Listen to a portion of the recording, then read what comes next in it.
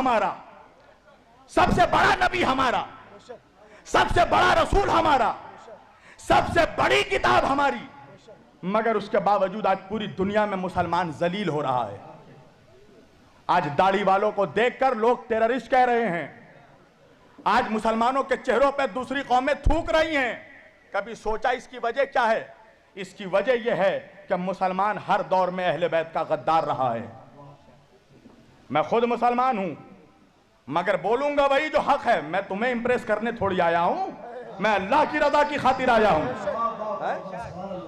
مجھے مجمع سے کیا مطلب ہے؟ میں تو وہ بولوں گا جو جس سے میرا خدا راضی ہو، جس سے رسول راضی ہو۔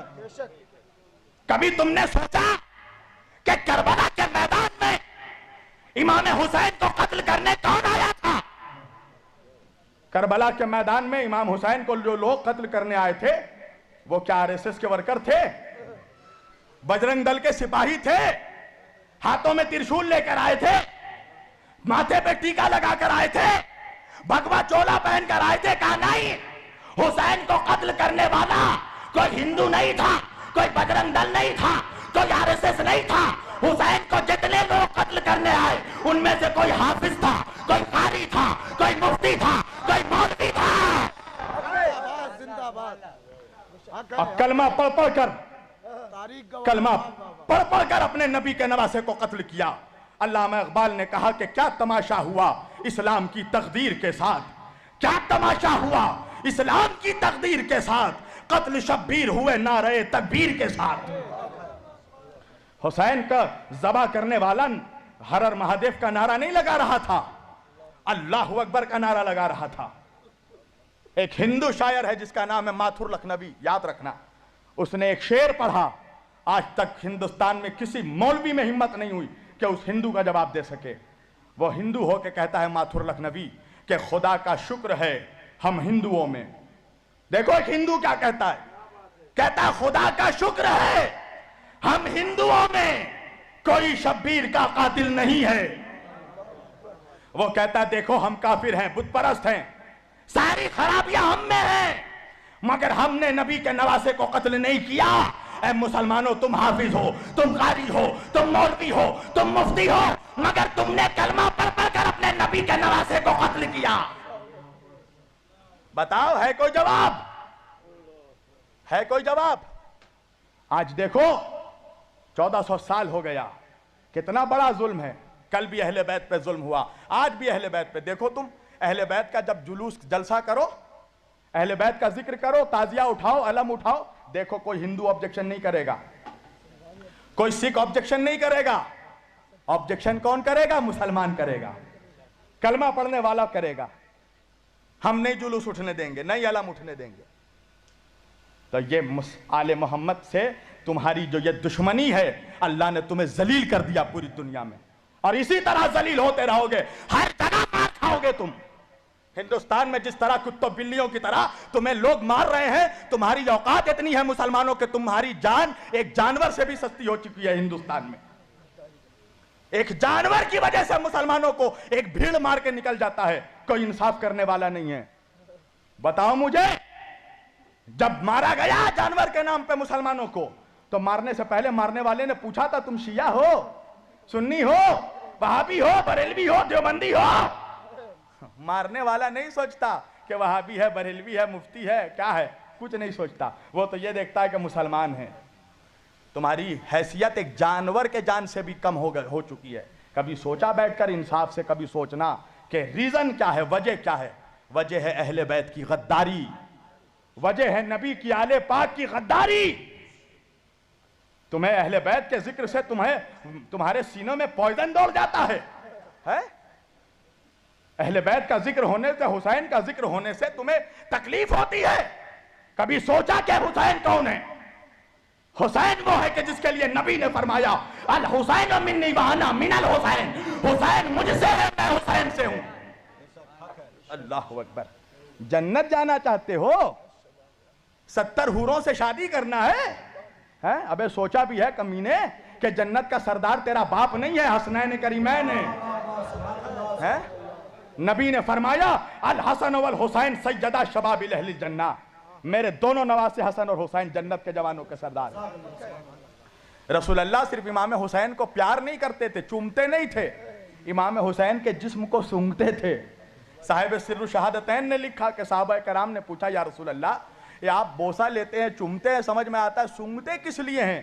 رسول اللہ نے فرمایا کیا تمہیں نہیں معلوم میرے صحابہ، الحسن والحسین سیدہ شباب اہل الجنہ، میرے دونوں نواسے جنت کے سردار ہیں، میں ان کے جسموں کو نہیں سونگھتا، میں جنت کی خوشبو سونگھتا ہوں۔ بس میں اپنی تقریر سمیٹ رہا ہوں، انصاف سے بتاؤ مسلمانوں، تمہارے نبی نے تم سے کبھی کچھ مانگا؟ نبی نے صرف دیا ہے امت کو، نماز دیا، روزہ دیا، حج دیا، زکوٰۃ دیا، عبادت دیا۔ تم 360 خداؤں کی پرستش کرتے تھے، تمہیں ایک خدا کی معرفت عطا کی۔ نبی نے صرف دیا ہے امت کو، کچھ مانگا نہیں۔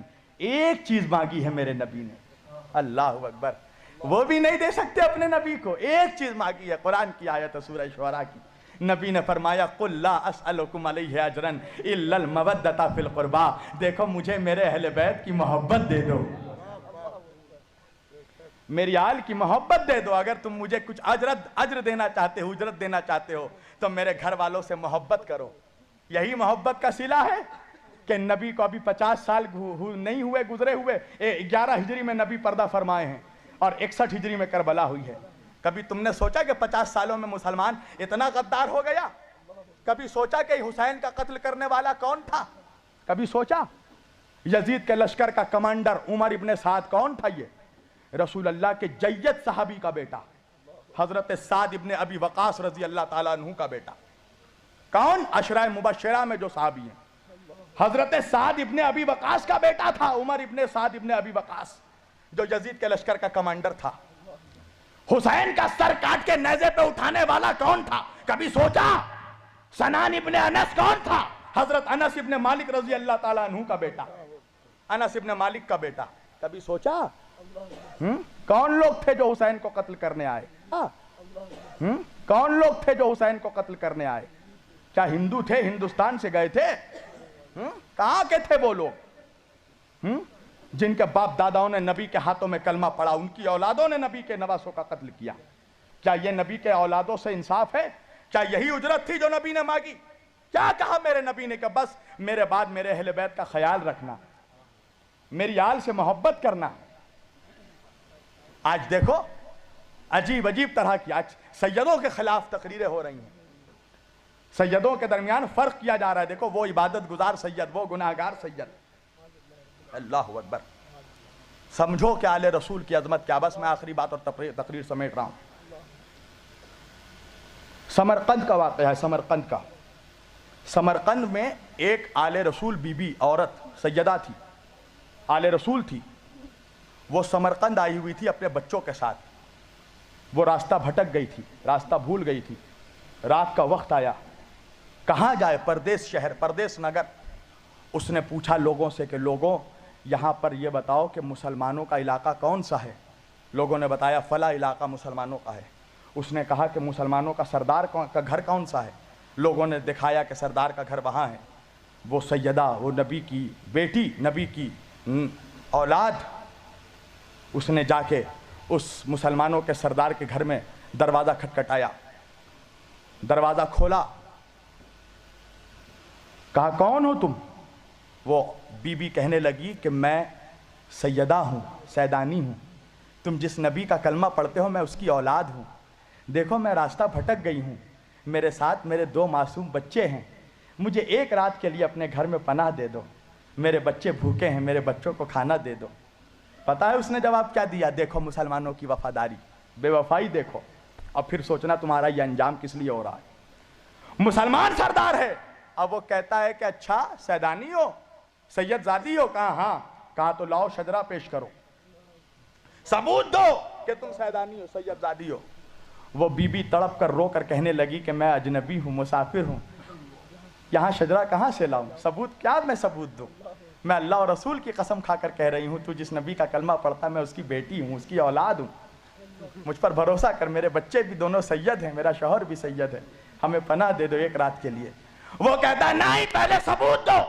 آج تو ہر کوئی اپنے آپ کو سید کہتا ہے، سیدانی کہتا ہے سب اپنے آپ کو۔ सबूत दो। उसने कहा मेरे पास कोई सबूत नहीं है। कहा तो निकल जाओ। दरवाज़ा बंद कर दिया उसने। वो रास्ते रास्ते फिरते फिरते एक पारसी के घर पे पहुंची।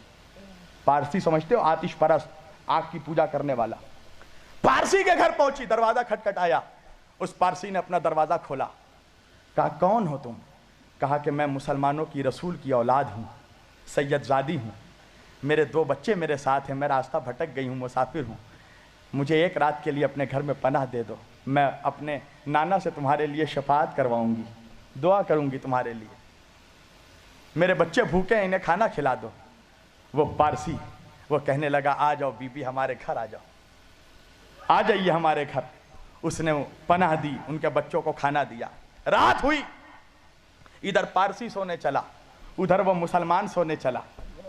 दोनों जब सोए तो वो मुसलमान ख्वाब में देखता है कि वो जन्नत के दरवाजे पे खड़ा है और जन्नत के अंदर रसूल अल्लाह खड़े हैं, और वही बीवी जो दरवाजा खटखटा रही थी, रसूल अल्लाह उसको लपेट कर अपनी बेटी को प्यार कर रहे हैं, उसके बच्चों का सर फैला रहे हैं।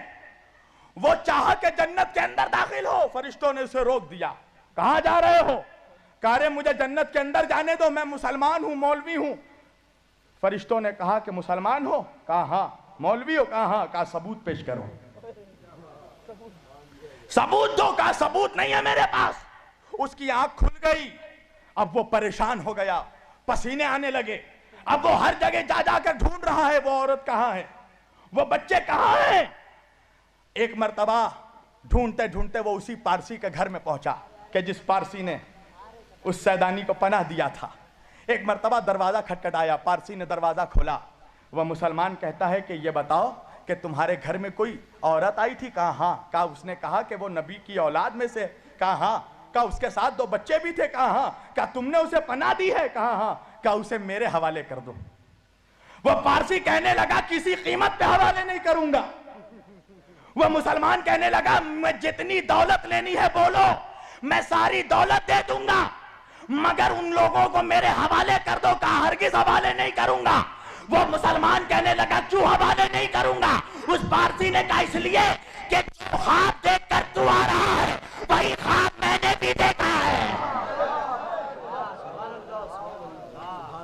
वही ख्वाब मैं भी देखकर उठ रहा हूं। तो एहसान फरामोश हो, नबी का नमक खाकर नबी के घर वालों पर भौंकने वालों, होशियार हो जाओ।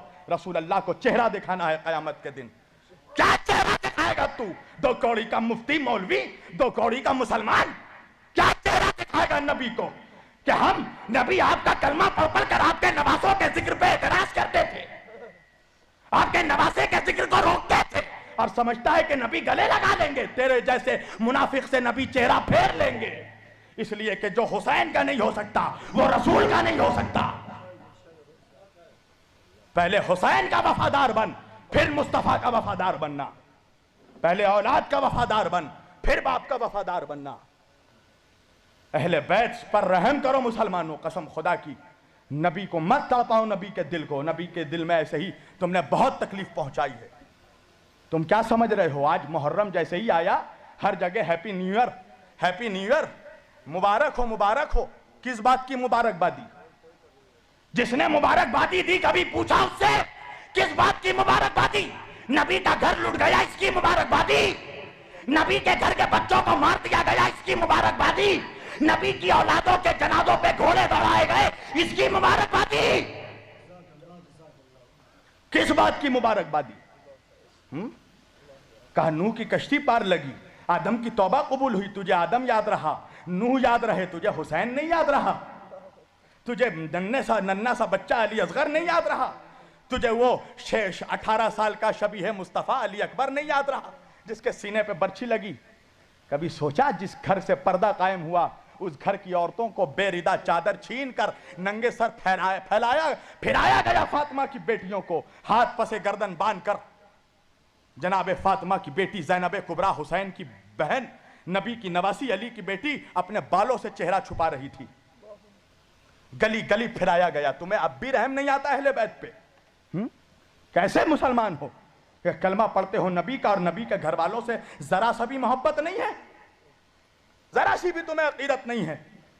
मुसलमानों कसम खुदा की अपने नबी के घर वालों के वफादार हो जाओ, अपने गुनाहों पे शर्मिंदा हो जाओ, अपने नबी से माफ़ी मांगो कि जो अजियतें तुमने दी है नबी की आल को, जो जुल्म बनी इसराइल ने अपने नबियों पे किया है, वही जुल्म मुसलमानों ने, इस उम्मत ने अपने नबी की औलादों पे किया है।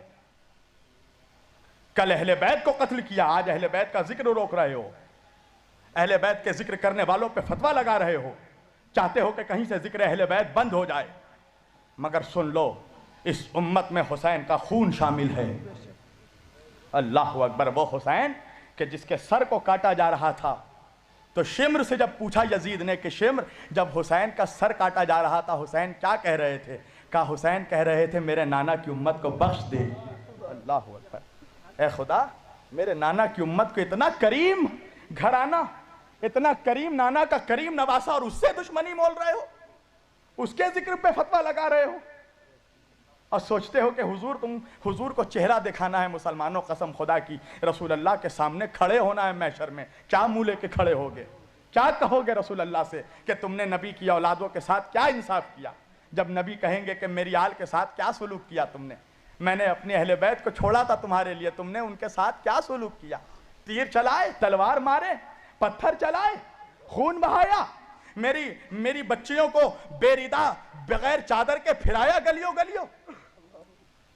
मेरे नबी के, मेरे नवासे के, जिसके नबी इमाम हुसैन के होठों को चूमते थे, और यजीद दरबार शाम में बैठकर इमाम हुसैन के होठों पे छड़ी मार रहा था। अल्लाह अकबर। एक अंग्रेज रोमन से बर्दाश्त नहीं हुआ, वो कहने लगा यजीद तुझे शर्म नहीं आती? तू जिस नबी का कलमा पढ़ता है ये उसके नवासे का कटा हुआ सर है, उसके होठ पे तू छड़ी मार रहा है? कभी इंसाफ से बताओ, तुम्हारी भी बच्चियां होंगी, तुम्हारी भी बेटी होगी, जब तुम अपने घर से निकलते हो, जब एक बेटी अपने बाप से बहुत अटैच होती है, जब कोई बाप अपने घर से निकलता है तो बेटी बाप से लिपट जाती है, पापा जल्दी आइएगा, बाबा जल्दी आइएगा। कभी तुमने सोचा, हुसैन की भी एक 4 साल की बेटी थी जिसका नाम था सकीना। जब हुसैन के लश्कर में कोई नहीं बचा ना, हुसैन निकले, जब मैदान में जाने लगे, तो हुसैन ने अपने नाना के घोड़े से कहा जुलजना से, ऐ जुलजना चल अब मेरा वक्त आ गया है, नाना के वादे को निभाना का वक्त आ गया है, चल मुझे मैदान में लेकर। जुलजना रुका रहा, नहीं बढ़ा, घोड़ा नहीं बढ़ रहा है। इमाम हुसैन ने कहा कि नाना के घोड़े, आज जब सब ने मेरा साथ छोड़ दिया, तू भी मेरा साथ छोड़ेगा? जुलजना सर हिलाकर अपने पैरों की तरफ दिखाने लगा। हुसैन ने जब घोड़े के पैर को देखा तो क्या देखा? 4 साल की हुसैन की बच्ची सकीना घोड़े के पैरों से लिपट कर कह रही थी, ऐ मेरे नाना के घोड़े, मेरे बाबा को मैदान में ना ले जा, मेरा बाबा 3 दिन का भूखा प्यासा है, मेरा बाबा 71 जनाजे उठा कर थक गया है, मेरे बाबा ने सुबह से लेकर असर तक 71 जनाजे उठाए हैं, ऐ मेरे नाना के घोड़े जो भी मैदान में गया है वापस नहीं आया है, मेरे बाबा को ना ले जा मैदान में। हुसैन घोड़े से उतरे, सकीना को गोद में उठाया, कहा सकीना मुझे अपने नाना का वादा निभाना है। सकीना कहती है बाबा आप तो चाह रहे हैं, मगर ये बताओ बाबा, मुझे आपके सीने पे सोने की आदत है बाबा, बाबा आप चले जाइएगा तो सकीना किसके सीने पे सोएगी? हुसैन करबला की गर्म जमीन पर लेट गए, कहा आ सकीना मेरे सीने पे सो जा मेरी बच्ची। अपनी बच्ची को अपने सीने पे सुलाया। हाँ अजीजों, इंसाफ से बताओ, अगर किसी का बाप मर जाता है, उसकी बच्ची छोटी होती है, तुम क्या करते हो? बच्ची को सहारा देते हो, प्यार करते हो। तुम्हें मालूम है जब हुसैन का सर काट कर नेज़े पे उठाया गया तो किसी ने हुसैन की 4 साल की बच्ची को प्यार नहीं किया, किसी ने उसका सर नहीं सहलाया, बल्कि इसलिए कि हुसैन अपनी बच्ची से प्यार करते थे। उस बच्ची के चेहरे पे तमाचे मारे गए, उसके कानों से बालियां नोच ली गई। अल्लाह अकबर। उस बच्ची के चेहरे पे इतने तमाचे मारे गए कि उस बच्ची के चेहरे पे तमाचों का निशान पड़ गया। क्या खता थी उस बच्ची की? वो अपने बाबा हुसैन को याद कर रही थी कि बाबा मुझे छोड़कर कहाँ चले गए बाबा। शिम्र उसे तमाचों पे तमाचे मार रहा था। पता है कूफा से शाम तक उस बच्ची को कैसे लाया गया? घोड़े के पीठ पर उस बच्ची को रस्सी से बांध दिया गया, और उसके ऊँटनी के पुष्ट पे चाबुक मारा जाता था। जब वो ऊँट दौड़ता था तो वो बच्ची कभी इस तरफ गिरती थी, कभी इस तरफ गिरती थी। नबी के घर की 18 औरतों के सरों को, गलों को, गर्दनों को एक रस्सी से बांध दी गई थी। ये समझते हो, ये एक रस्सी से 18 गले बांध दिए गए थे, 18 गले एक रस्सी से। نبی کے گھر کی عورتوں کا، زینب و کلثوم کا، کبرا کا، ام رباب کا، ام لیلہ کا، ام فروا کا، اور سکینہ کو بیچ میں رکھا گیا۔ کیوں؟ اس لیے کہ سب بیبیاں جو تھی لمبی لمبی قد کی تھیں اور یہ 4 سال کی بچی تھی۔ جب بیبیاں کھڑی ہوتی تھی تو اس بچی کے گردن میں پھانسی لگ جاتا تھا۔ نبی کے گھر کی بیٹیاں، بچیاں، نبی کی نواسی زینب گھٹنے پہ چل کے گئی تھی یزید کے دربار میں تاکہ سکینہ کے گلے پہ پھانسی نہ لگے۔ جب دربار شام سجا نا تو یزید نے کہا کہ کون ہے وہ سکینہ جو حسین جس سے بہت محبت کرتے تھے، حسین جس سے بہت پیار کرتا تھا۔ شمر نے دکھایا سکینہ کی طرف، یزید نے سکینہ کی طرف دیکھا اور دیکھ کر کہا کہ اے بچی بتا تیرا نام کیا ہے؟ سکینہ کے گلے میں رسی بندھا ہوا تھا، وہ بچی کچھ بول نہیں پا رہی تھی، وہ کیسے بولے؟ یزید نے دوبارہ پوچھا، میں پوچھ رہا ہوں تو اپنا نام بتا۔ سکینہ کچھ نہیں بتا پا رہی، آواز نہیں نکل رہی ہے، گلے میں رسی لگا۔ ایک مرتبہ یزید کو غصہ آیا، یزید نے کہا شمر دیکھ یہ بچی میری توہین کر رہی ہے، اسے کوڑے مار۔ شمر جیسے ہی کوڑا لے کر بڑھا، ایک مرتبہ امام سجاد امام زین العابدین نے کہا کہ ظالم کیا تو نے نہیں دیکھا کہ میری بہن کے گلے میں رسی بندھی ہوئی ہے، یہ بچی کیسے بولے گی؟ ذرا اس بچی کے گلے سے رسی کو کھول۔ یزید نے کہا کہ اس کے گلے سے رسی کھولا جائے۔ رسی جیسے ہی کھولا گیا، اتنا سخت تھا رسی کہ سکینہ کے گلے سے خون بہنے لگے، 4 سال کی بچی کے گلے سے خون بہنے لگا۔ یزید نے اپنے پاس بلایا، سکینہ نے ایک مرتبہ اپنے بھائی سجاد کو دیکھا، امام نے کہا کہ جا سکینہ ورنہ یہ ظلم اور ظلم کرے گا تیرے اوپر۔ سکینہ یزید کے سامنے آئی، یزید نے کہا کہ میں نے سنا ہے کہ تو حسین کے سینے پہ سوتی تھی؟ کہا ہاں میرا بابا مجھے اپنے سینے پہ سلاتا تھا۔ یزید نے کہا کہ تو بھوکی ہے؟ سکینہ نے گلا ہلایا، ہاں میں بھوکی ہوں۔ کہا کچھ کھائے گی؟ ایک مرتبہ سکینہ نے اپنے بھیا امام زین العابدین کی طرف دیکھا، امام نے کہا کہ ہاں سکینہ سر ہلاؤ۔ سکینہ نے سر ہلایا، ہاں کھاؤں گی۔ یزید نے ایک تشت منگوایا، تشت جب ہوٹل وغیرہ میں تم جاؤ گے تو دیکھو گے بڑے ہوٹلوں میں تشت میں ڈھانک کر کھانا لایا جاتا ہے۔ ایک تشت منگوایا اور منگوا کے کہا کہ دیکھ اس کے نیچے کھجور ہے، لے تھوڑا سا کھجور کھا لے۔ پتہ ہے کیا ہوا؟ سکینہ نے جیسے ہی تشت اٹھایا کیا دیکھا؟ کھجور نہیں تھا، بابا کا حسین کا کٹا ہوا سر تھا۔ بیٹی نے باپ کے سر میں سر رکھ دیا۔ وہ بابا کہاں چلے گئے تھے چھوڑ کے؟ بابا جب میں تمہیں یاد کرتی تھی مجھے تماچے مارے جاتے تھے بابا میرے کانوں سے بالیاں نوچ لی گئی بابا سکینہ کے کانوں سے خون بہ رہا ہے۔ یہ انصاف کیا تم نے نبی کے گھر والوں سے؟ مسلمانوں رحم کرو نبی کے گھر والوں پہ، خدا کے واسطے رحم کرو۔ قیامت کے دن منہ دکھانا ہے رسول اللہ کو۔ زمانے والے پوچھتے ہیں کہ ہم حسین کے غم میں کیوں روتے ہیں؟ مجھے انصاف سے بتاؤ، کوئی ایسا باپ دکھا دو کہ جس کا بیٹا مرا ہو اور وہ اپنے بیٹے کے جنازے پہ نہ رویا ہو۔ کوئی بہن دکھا دو جو اپنے بھائی کے جنازے پہ نہ روئی ہو۔ کوئی پتھر دل بیوی کو دکھا دو جو اپنے شوہر کے جنازے پہ نہ روئی ہو۔ کوئی ایسی ماں دکھا دو جو اپنے بچے کی میت پہ نہ روئی ہو۔ افسوس ہے مسلمانوں کہ تم اپنے گھر والوں کے مرنے پہ روتے ہو اور نبی کے گھر والوں پہ اگر ہم روئے تو تمہیں تکلیف ہوتی ہے۔